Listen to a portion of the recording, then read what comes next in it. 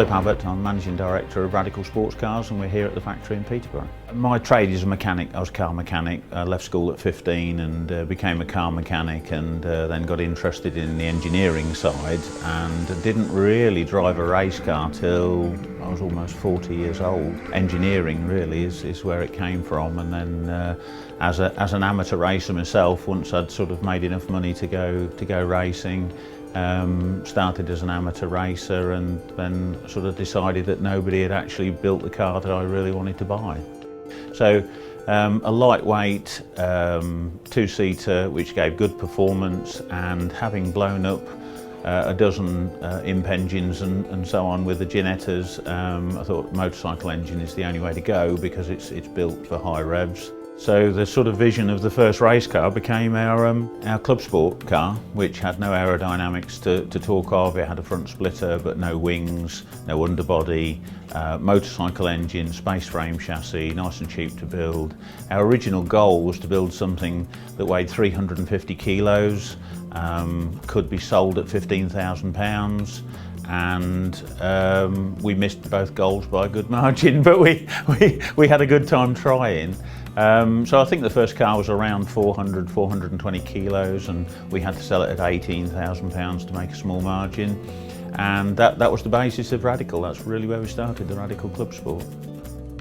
So we started on something like the 1st of November 96, and we started drawing parts then in November, and we cut the first steel on the 3rd of January 97, and we drove the car on the 29th of March. So it was quite an impressive timescale, considering it was an after work job, and that's building everything. That's building the chassis, the body, the suspension. We made everything in 3 months.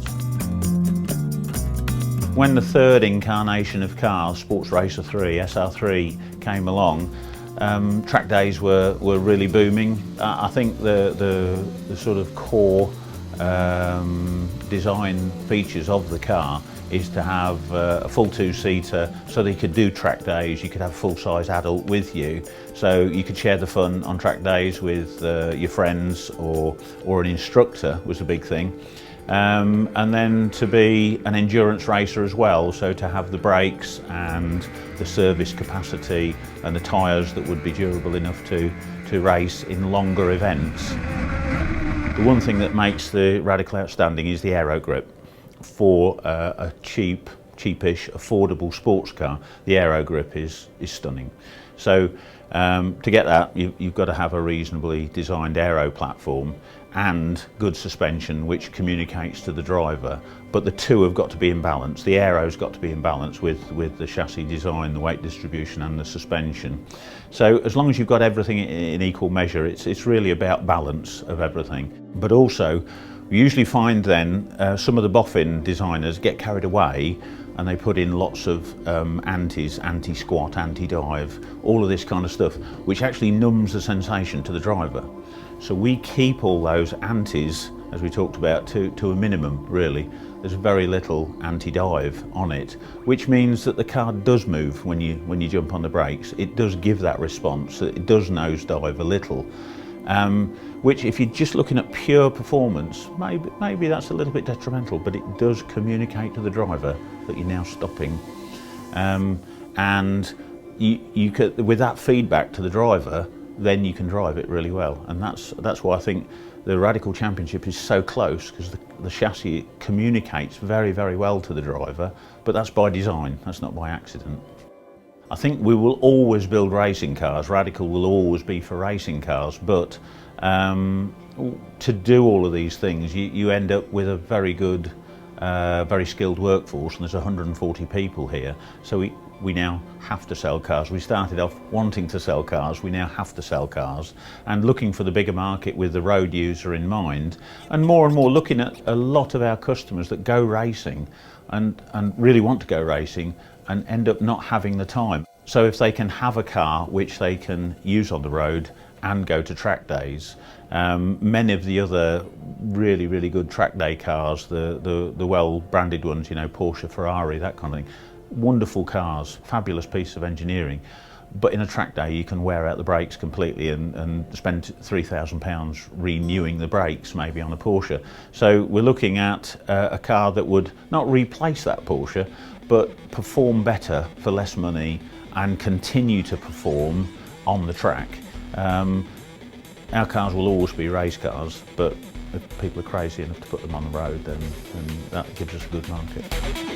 We'd enlarged the Suzuki Hayabusa to 1500cc and then 1550 and then 1600, and we noticed that it starts to get less and less efficient the bigger you actually make the four-cylinder. And I was just toying with ideas and thought, well, we could use two of those and two top ends and make a V8.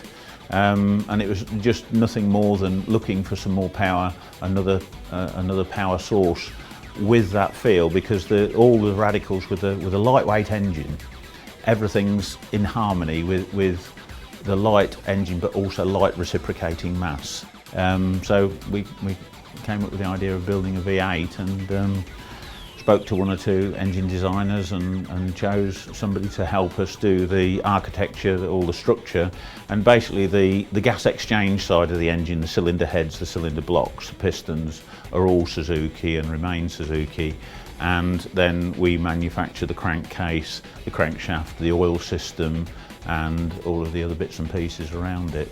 It's a testament to the quality and the skill of the workforce really, and how we can just motivate them to all think of in a common way, a common goal, and to get all those different skills done. Yeah, I mean, you know, you've seen around, we have a door over there where steel tubes come in one door and barrels of sticky stuff come in the other one, and finished race cars come out of this door. You know, it is quite a big range of skills which we've just sort of developed over the years, I guess, really.